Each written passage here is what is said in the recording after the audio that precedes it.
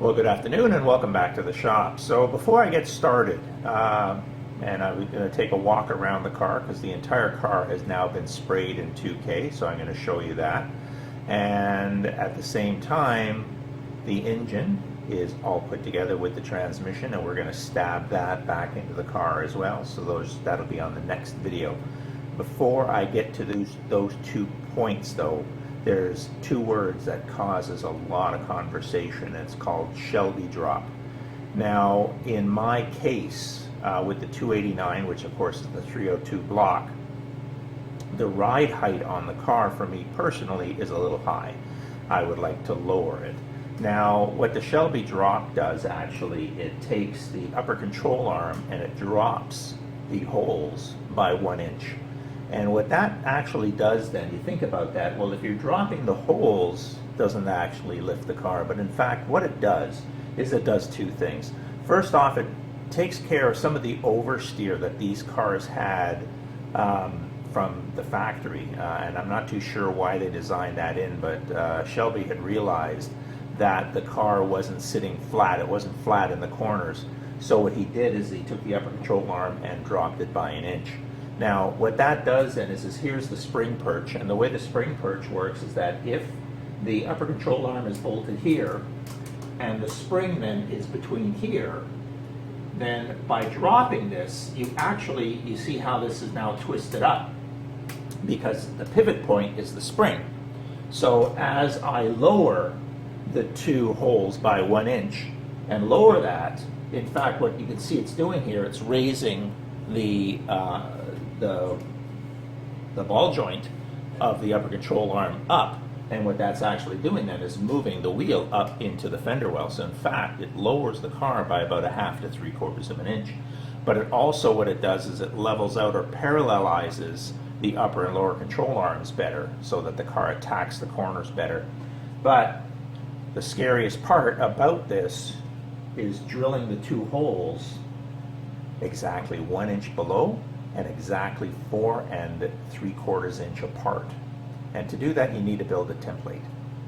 So if you go online, you can find some templates, but basically you have to watch out depending on the car. Now this is a 68, so of course with a 68 you need to use the appropriate template, because 65, 66, what they did is they took the holes and instead of bringing them square down, because the upper control arm is actually on an angle. This is an angle. You can see that it leans back that way, right? This hole is higher than that hole. In the 67, 68, the plate are square. The holes are square to the original hole. So since this is on an angle, the lower hole is actually going to be slightly forward of the original holes, plus 1 inch down. And apparently 65 and 66, the holes were simply straight down. They were not moved forward, which means they're not square, they are actually on a bit of an angle. So if you can see this diagram here for 65, 66, you can see that the holes, even though the plate's on an angle, the holes are straight down, where when you take a look at the 67, 68, and of course which applies to the 69 and 70, the holes are square, and they will then shift, right? So the 2 challenges you have, of course, is you have to build a steel template, because you have to make sure those holes are accurately positioned. The next challenge you're going to run into is a 17/32 drill bit. The holes that are there are 17/32. I don't know why, but that's just the way it is. It's 17/32. So for me then to drill these holes, you have to make sure you have the right bit as well. But the way I started is I took the template. I have the 2 holes, which are now squared.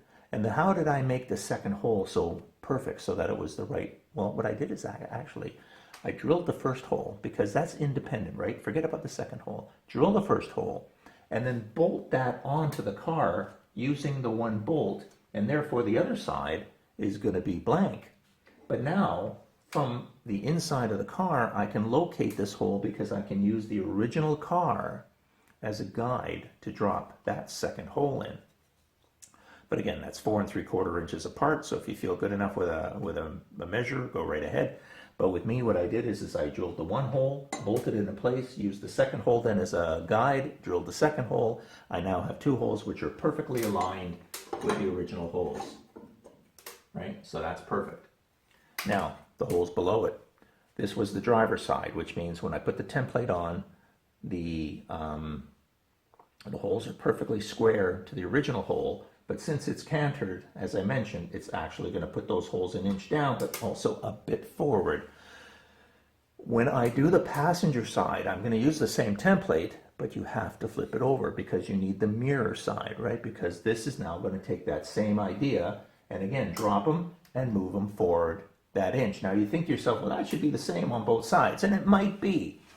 But in order to make sure that both sides are exactly the same, because if I'm out a little bit and I use it on this side now, it's the exact opposite, it will magnify any problems. By taking the template and turning it over and putting it on this side, then the holes are the same holes I drilled on that side, but you can see an exact mirror, and therefore if I'm broken or I'm wrong, well, I'm going to be wrong at least consistently, right? But that's the key with a suspension, right? You want to make sure everything's the same.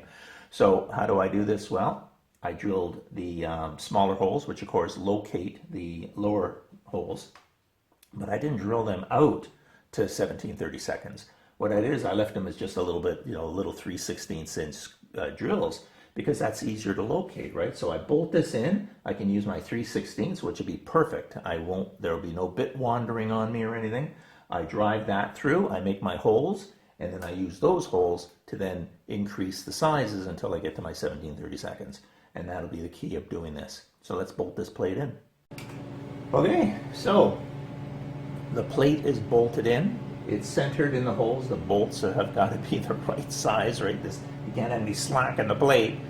And now what I've got my two little 3/16 inch holes, which again you can see are down by 1 inch, but have kept that exact same attack angle, right? The same angle that was there will be translated because again we moved it, but due to that nature it does move the bolt holes forward.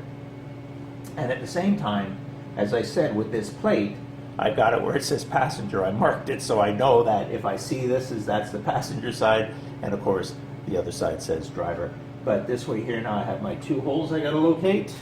I've got my drill with a 3/16 bit on it. Place it in the hole, right? And that's not walking anywhere, right? That's going to locate that perfectly. A little bit of pressure.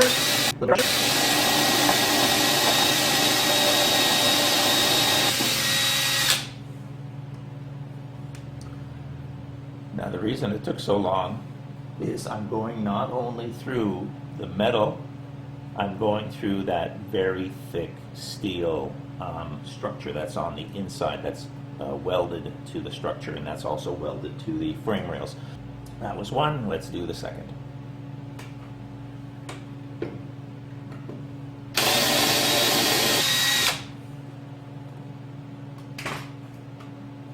Okay, now that the two pilot holes have been drilled, what I'm going to do is remove the template, and we're going to come in with the bigger bits. Okay, we kept going until 17/30 seconds.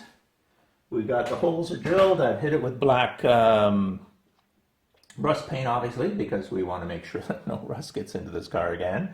And we take the upper controller. Oh, and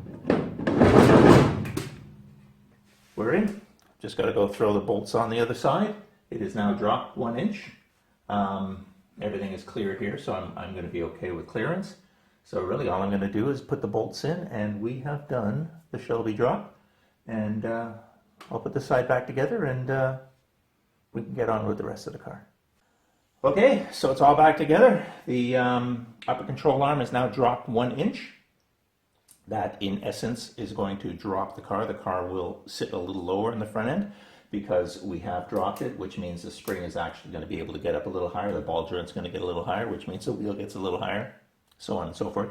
But basically, this is going to drop the car. It doesn't drop it an inch. Drops it a half an inch, 3/4 of an inch.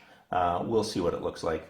The rear end's a lot easier to drop. The springs go underneath the rear end, so all you have to do is add spacers, and that lifts the rear end off of the spring, so you can always lower the rear end just by adding spacers and a larger U-bolt. I mean, that's a 20-minute job, and you can lower it 1 inch or 2 inches, whatever you'd like to do. Up here, it's a lot harder. Either you got to change the spring and go to a shorter spring, or you go to a different front end suspension, maybe something with a coilover, something that's adjustable.